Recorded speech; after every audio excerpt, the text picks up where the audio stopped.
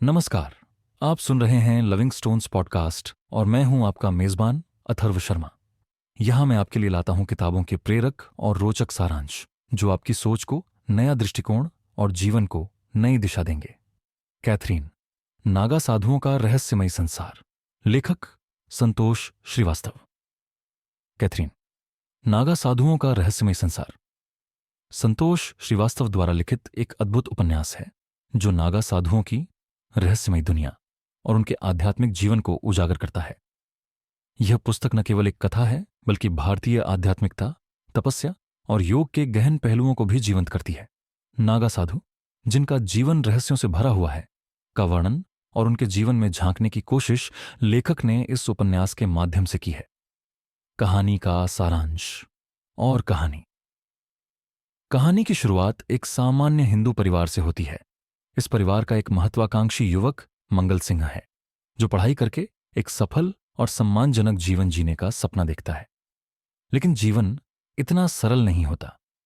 आर्थिक तंगी, सामाजिक परिस्थितियां और परिवार की जिम्मेदारियां उसके सपनों पर भारी पड़ती हैं।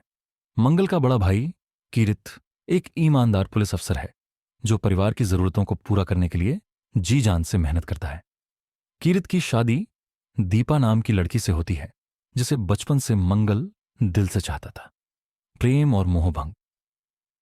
मंगल दीपा से गहरा प्रेम करता था, लेकिन उसकी शादी अपने भाई से हो जाने के बाद वह टूट जाता है। कहानी में एक ऐसा मोड़ आता है जब दीपा, जो अब कीरित की पत्नी है, मंगल के साथ शारीरिक संबंध बनाने की इच्छा जताती है। यह स्थिति मंगल को अंदर से पूरी तरह तोड़ देती है। मंगल के लिए यह अनुभव बेहद कड़वा और असहनीय था।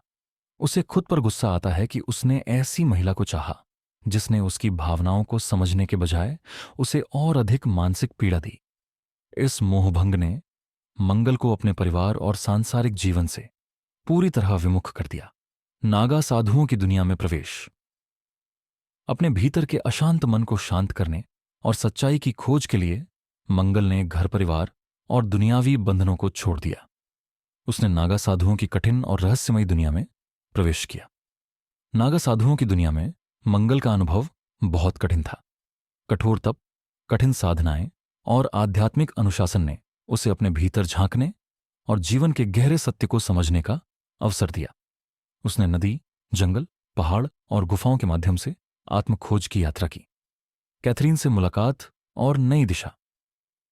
मंगल की यात्रा में एक नया मोड़ तब आया जब उसकी मुलाकात एक विदेशी महिला कैथरीन से हुई। कैथरीन भारतीय संस्कृति और नागा साधुओं की तपस्वी जीवन शैली को समझने के लिए भारत आई थी। कैथरीन और मंगल के बीच एक गहरी भावनात्मक जुड़ाव बनता है। हालांकि यह जुड़ाव आध्यात्मिक और आत्मिक था, लेकिन कैथरीन मंगल के जीवन में एक नया दृष्टिकोण लेकर आई।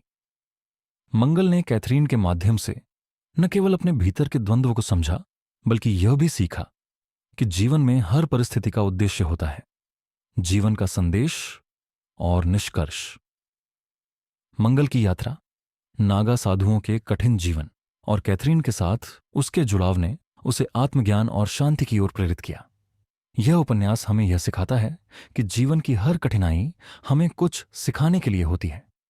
इच्छाओं और सच्चाई के बीच का संघर्ष, आत्मा की शांति की खोज और आध्यात्मिकता का महत्व इस पुस्तक का मुख्य संदेश है। नागा साधुओं का रहस्यमय जीवन। नागा साधुओं की कठिन तपस्या और जीवन शैली को कहानी में गहराई से चित्रित किया गया है।